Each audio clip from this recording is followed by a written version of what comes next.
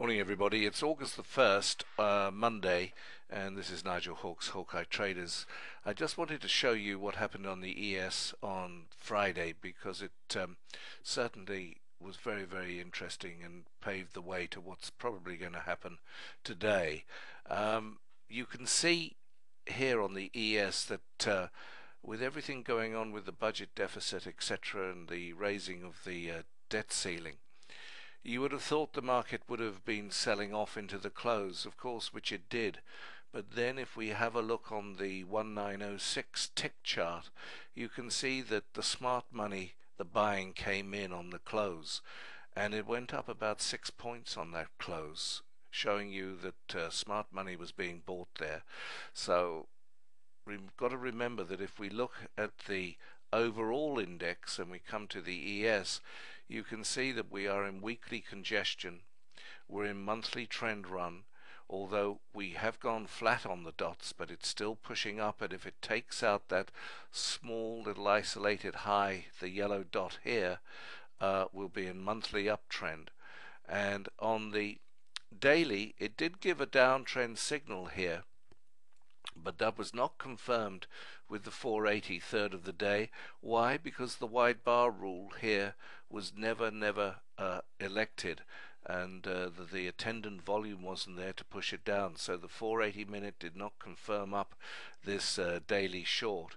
And as many of you will know, I keep saying that down at these stop levels are very dangerous areas, or very good areas to take a trade, because the market seems to stall out there. You can see that the profile of this bar went down through the stops but came up and closed above the 50% of the range of the bar, showing some strength, even though there was red selling volume that came in there on the overall profile. And remember, the volume algorithm not only takes today's action but looks back X amount of days and compares the profile, and that did put some selling volume in there, but it wasn't confirmed up on the 480 minute.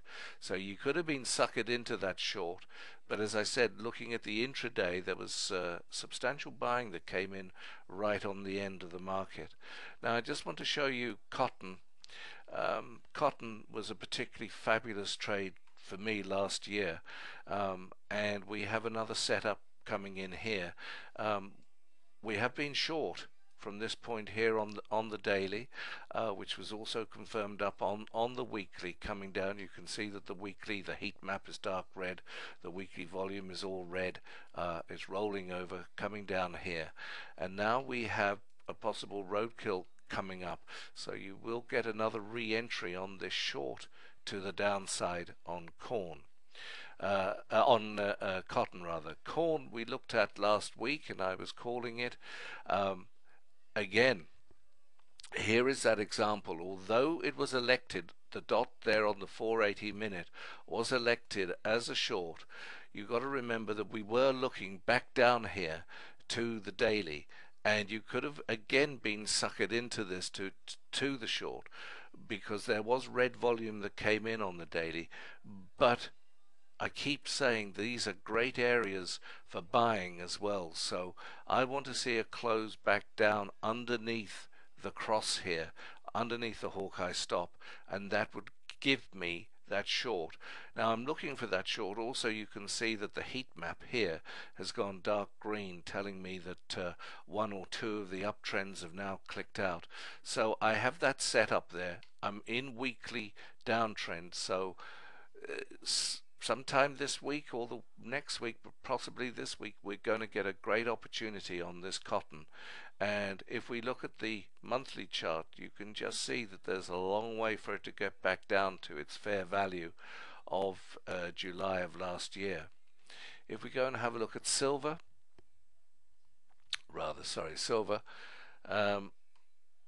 we can see that here again we've got the opportunity for a re-entry on this, because if we're looking at the 480 coming back down here, we certainly wouldn't be going short on silver. Why? Because the daily is up, the weekly is up, the monthly is up, but I would like to see a pullback here for it to come back down here and then go back up. So I'm looking for a nice roadkill action there.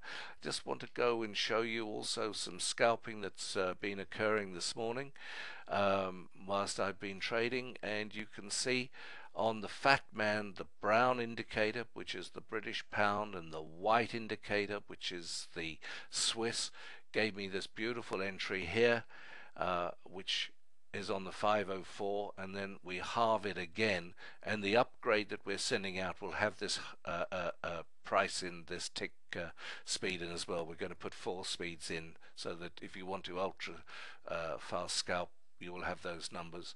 You can see that that was a great setup, and the Australian dollar, the red up here, when that turned against the Japanese yen, that was the buy of the yen and the sell of the dollar. That was just such a great call here, and boom, down it came all the way back down through. So they were the setups, and big money to be earned there. But just going back to the S&P, I just want to pull it up again. Remember that we are in uptrend on this S&P. Although the daily has just plumbed that in, that short, the close wasn't decisive enough. I do want to see what happens today. We are in weekly congestion. We're in monthly uptrend.